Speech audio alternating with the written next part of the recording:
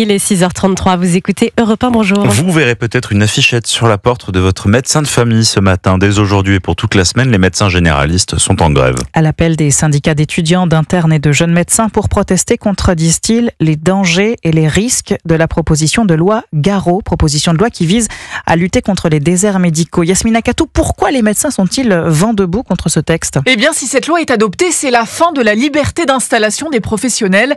Les médecins généralistes, mais aussi les spécialistes ne pourraient s'installer que dans des zones dites sous-dotées.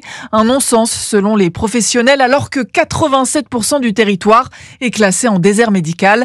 Raphaël Dachicourt est président du syndicat de jeunes généralistes Réagir. Ces patients qui font face à ces difficultés d'accès aux soins, je les invite à essayer de trouver un endroit en France où il y aurait trop de médecins généralistes. Et ils se rendront compte qu'en fait, ces territoires n'existent pas. Autre mesure jugée problématique par les médecins, les obliger à assurer des gardes le soir et le week-end.